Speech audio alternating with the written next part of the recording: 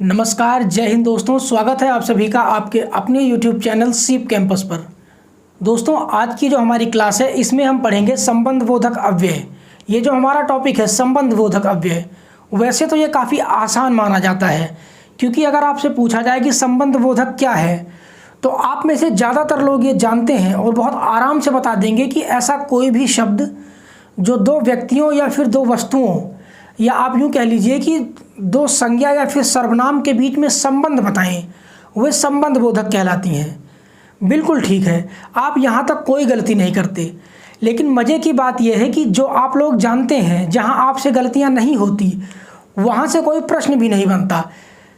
आपने आज तक कभी भी ऐसा प्रश्न नहीं देखा होगा किसी एंट्रेंस एग्ज़ाम में जहाँ आपसे ये पूछा जाए कि बताइए संबंधबोधक अव्यय क्या होते हैं। शायद ही कोई ऐसा एग्ज़ाम हो जहाँ इस तरह का प्रश्न हो।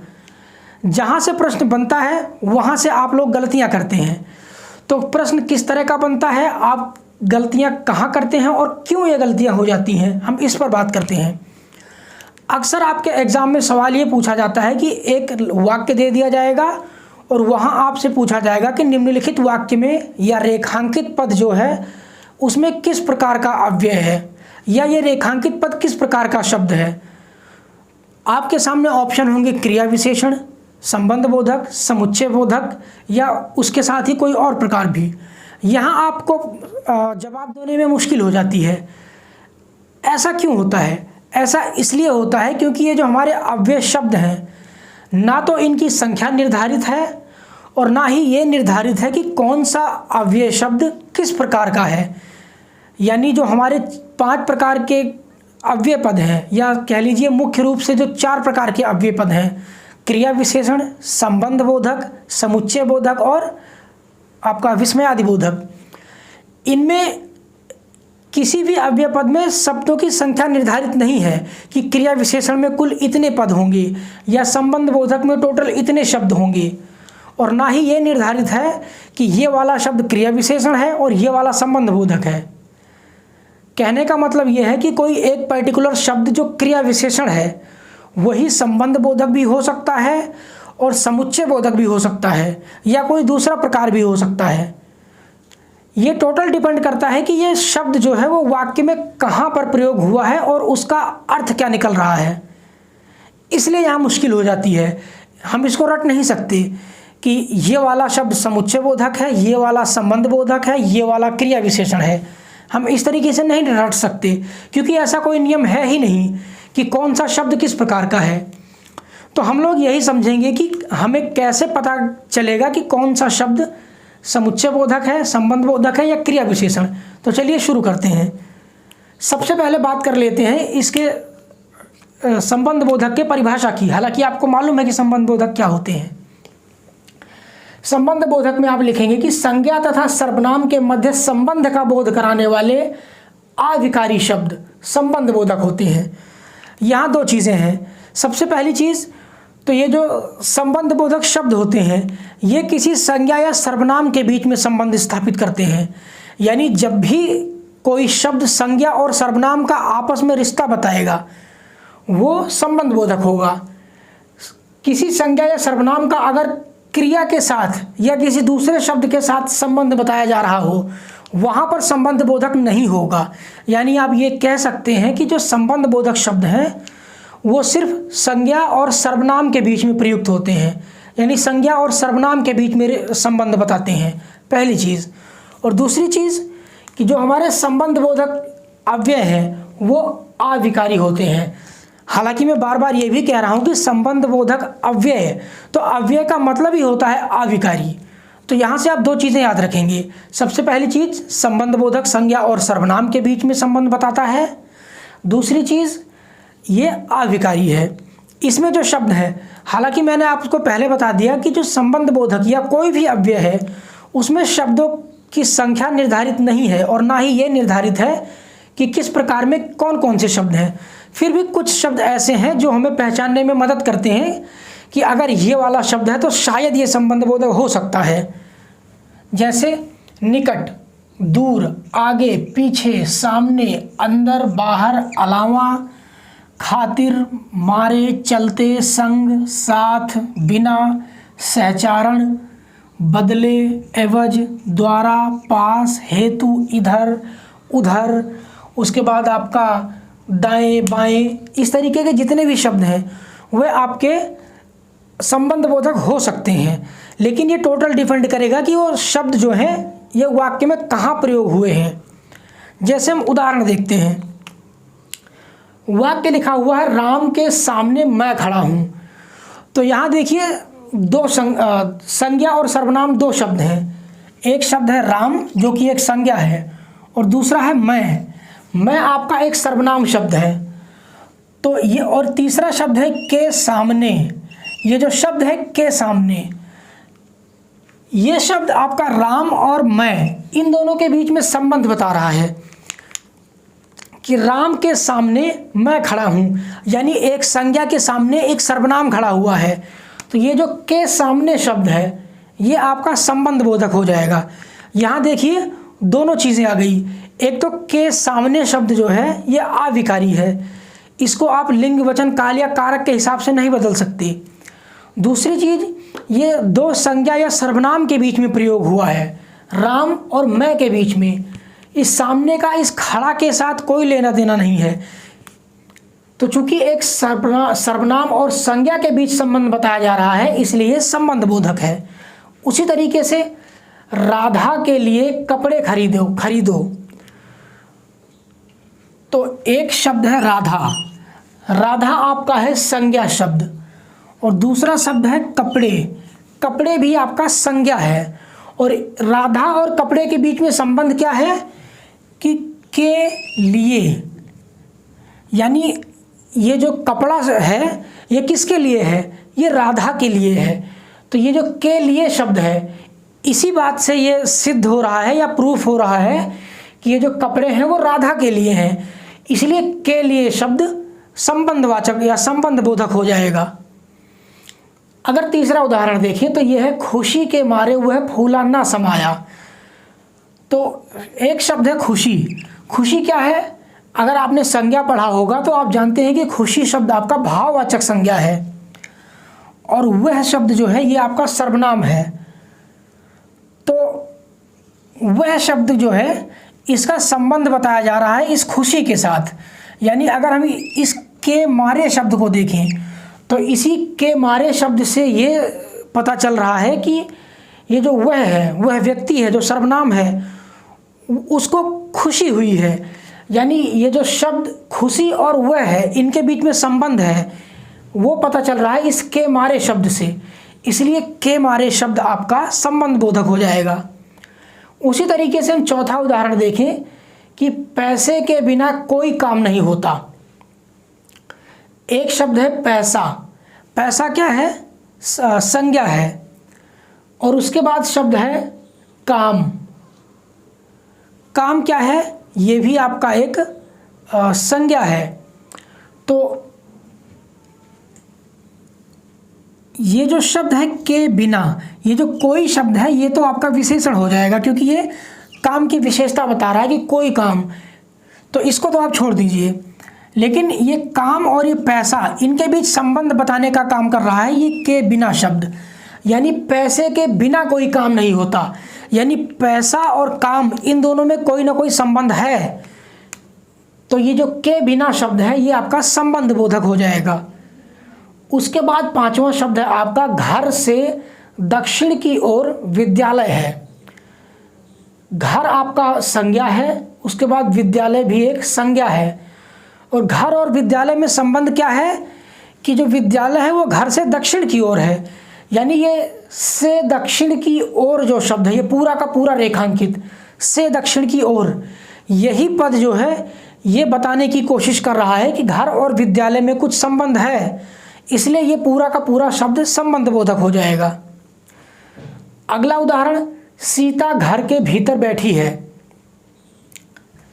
आपका एक संज्ञा शब्द है सीता और दूसरा शब्द है घर, और ये जो है के भीतर शब्द, ये जो के भीतर शब्द है ये बताने की कोशिश कर रहा है कि जो सीता है और ये जो घर है इनके बीच में कुछ संबंध है, यानी सीता घर के भीतर है। तो सीता और घर का संबंध बताने के लिए इस के भीतर शब्द का प्रयोग हुआ है, इसलिए ये के भीतर शब्द आपका संबंध बोधक हो जाएगा। यहाँ आपको ये भी डाउट हो सकता है कि एक क्रिया हो रही है बैठने की, और बैठने की क्रिया कहाँ हो रही है? भीतर, इसलिए ये क्रिया विशेषण भी हो सकता है। लेकिन अभी अभी मैंने आपसे कहा कि यही तो दिक्कत हो जाती है, यही हम गलती कर बैठते हैं, क्योंकि कोई भी शब्द फिक्स नहीं है कि ये संबंध बोधक होगा या क्रिया विशेषण।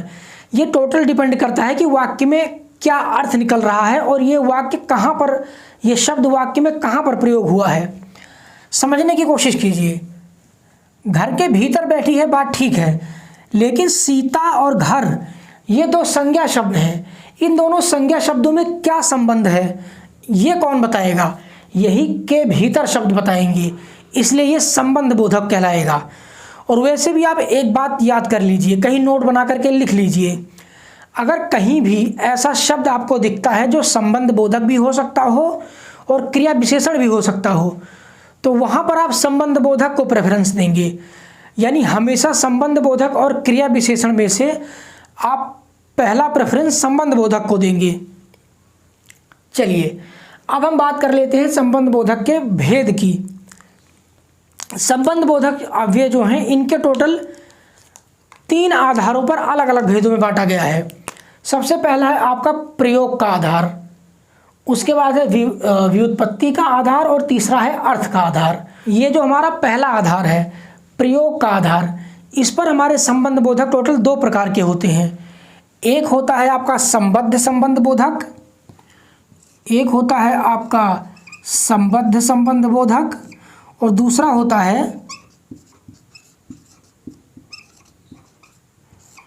अनुबद्ध संबंध बोधक।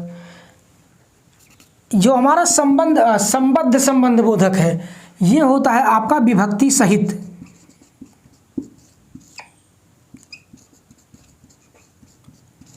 और जो हमारा अनुबद्ध है ये होता है विभक्ति रहित।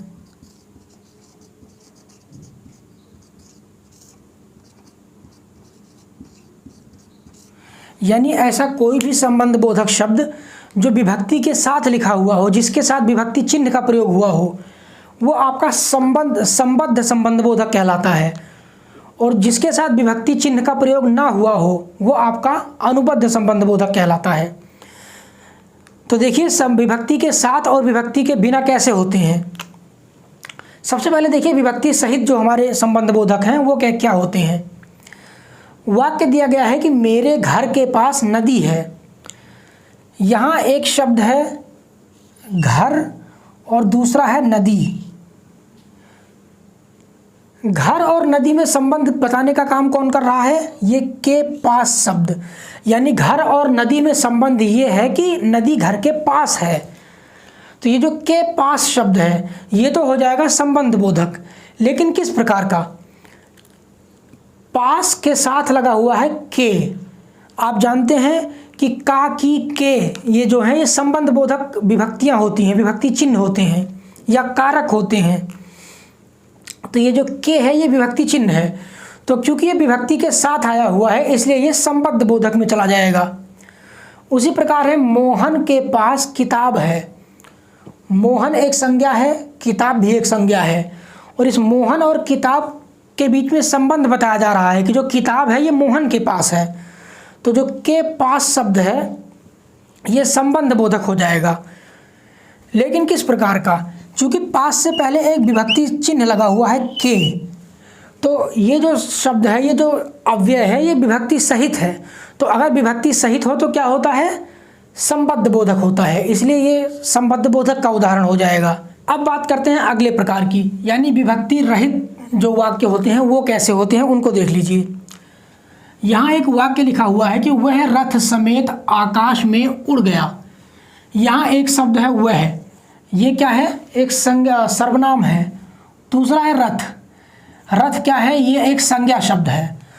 वह और रथ इन दोनों में संबंध क्या है कि वह रथ के समेत यानी रथ के साथ आकाश में चला गया। तो जो ये समेत शब्द है ये एक संबंध बताने की कोशिश कर रहा है वह और रथ में। तो ये समेत शब्द आपका संबंध बोधक हो जाएगा। लेकिन किस प्रकार का संबंध बोधक? आप देख रहे होंगे कि इस समेत के साथ किसी तरह का विभक्ति चिन्ह नहीं है।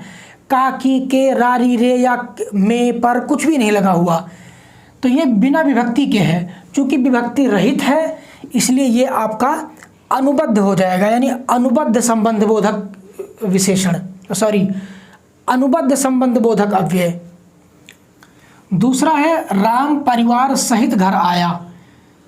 राम और परिवार। तीसरा है आपका घर। ये तीन शब्द हैं, इन तीनों में परस्पर संबंध है कि जो राम है वो परिवार के साथ घर आया है। तो राम, घर और परिवार में जो संबंध है उसको बताने की कोशिश कर रहा है ये सहित शब्द। तो सहित शब्द हो जाएगा आपका संबंध बोधक। लेकिन किस प्रकार का संबंध? अनुबद्ध। क्यों? क्योंकि इस सहित शब्द के पहले या इसके बाद किसी तरह की विभक्ति चिन्ह का प्रयोग नहीं हुआ है, तो ये आपका विभक्ति रहित हो जाएगा। अब कुछ शब्द ऐसे भी होते हैं, या यूँ कहिए कि कुछ वाक्य ऐसे भी होते हैं जिनमें विभक्ति सहित और विभक्ति रहित दोनों प्रकार के अव्ययों का प्रयोग किया जा सकता है। उनको उभय विधि कहते हैं। जैसे वाक्य है कि वह पत्र राम द्वारा लिखा गया। यहाँ देखिए शब्द है यह, उसके बाद है पत्र और है राम। इन तीनों में संबंध क्या है कि जो ये पत्र है वो राम द्वारा लिखा गया है, यानी पत्र और राम में संबंध बताने का काम कर रहा है ये द्वारा शब्द, यानी पत्र राम द्वारा लिखा गया। तो यहाँ पर जो है ये विभक्ति रहित है, क्योंकि इस द्वारा से पहले या इसके बाद विभक्ति चिन्ह नहीं है। लेकिन इसको हम ऐसे भी लिख सकते हैं कि यह पत्र राम के द्वारा लिखा गया। अगर यहाँ पर लगा दूं मैं के शब्द, राम के द्वारा लिखा गया, तो अब ये विभक्ति सहित हो जाएगा। और अगर विभक्ति सहित हो गया तो ये हो जाएगा संबद्ध संबंध बोधक।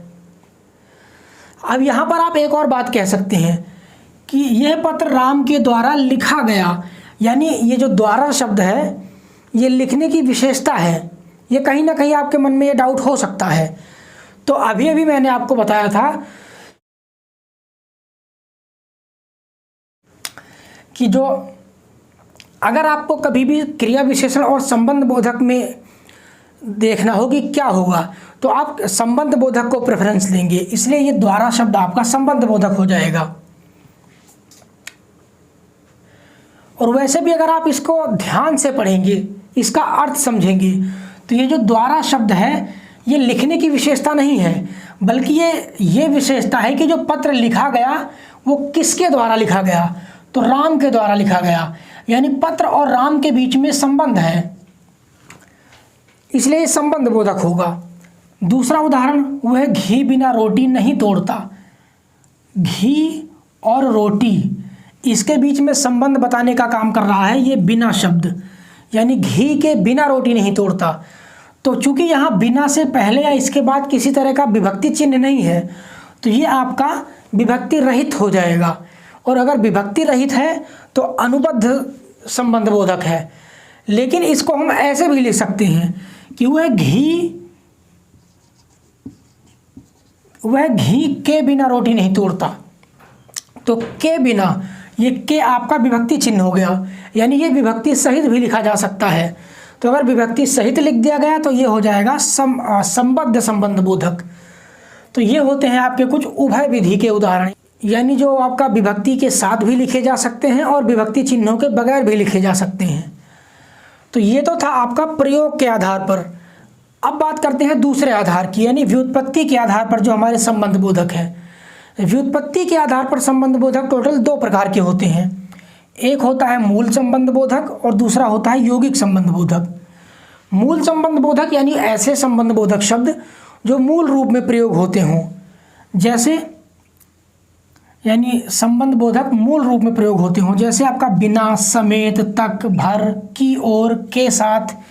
ये कुछ ऐसे शब्द हैं जो अपने आप में एक अव्यय पद है, इसलिए ये मूल रूप कहे जाते हैं। जैसे यहाँ हमने देखा था कि वह घी बिना रोटी नहीं तोड़ता, या वह घी के बिना रोटी नहीं तोड़ता, इसलिए ये आपका मूल संबंध बोधक है। जबकि अगर हम बात करें यौगिक की, तो यौगिक संबंध बोधक वे होते हैं जो वास्तव में अव्यय पद नहीं होते, बल्कि उनमें उपसर्ग या प्रत्यय या फिर कोई दूसरा शब्द लगा करके उनको अव्यय बनाया जाता है। यानी ऐसे शब्द जो संज्ञा, सर्वनाम, विशेषण या फिर क्रिया शब्द में उपसर्ग या प्रत्यय लगा करके उनको अव्यय बना दिया जाता है, यानी संबंध बोधक की तरह काम करवा लिया जाता है, वे आपके यौगिक कहलाते हैं। यहाँ आप एक बात और समझ लीजिए, ये जो मूल संबंध बोधक है, ये शब्द ऊपर हमने जो कुछ भी पढ़ा ये सब मूल संबंध बोधक के उदाहरण भी हैं। जबकि अगर कोई क्रिया शब्द है, कोई सर्वनाम शब्द है, कोई संज्ञा शब्द है या क्रिया विशेषण नहीं, वो तो पहले से अव्यय होता है। संज्ञा, सर्वनाम, क्रिया या फिर विशेषण, इन शब्दों में अगर प्रत्यय या उपसर्ग लगा करके या कोई दूसरा शब्द लगा करके इनको संबंध बोधक बना दिया जाए तो वे यौगिक हो जाते हैं। जैसे समान, समान क्या है? ये एक विशेषण है और इसको हम संबंध बोधक की तरह भी प्रयोग कर सकते हैं।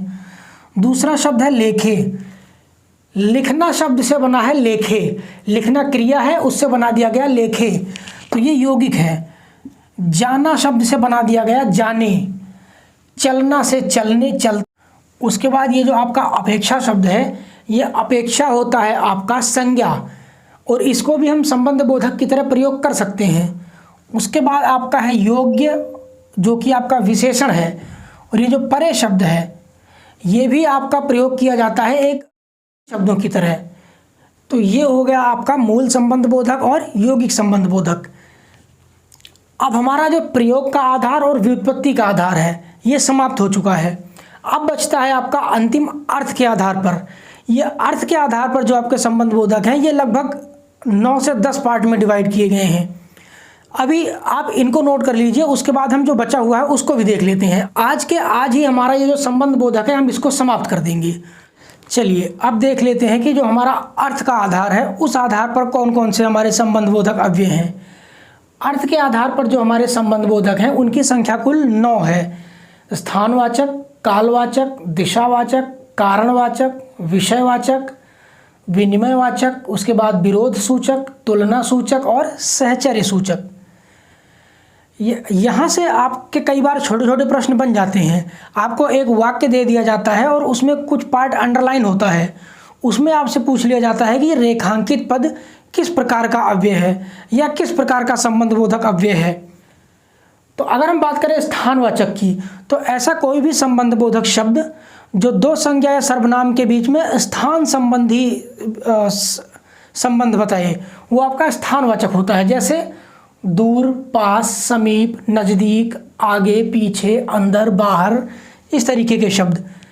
मान लीजिए उदाहरण देखें तो रमेश मोहन से दूर खड़ा है, यानी रमेश के खड़े होने का जो स्थान है वो मोहन के खड़े होने के स्थान से दूर है, तो इसलिए ये दूर शब्द आपका स्थानवाचक हो जाएगा, स्थानवाचक संबंध बोधक।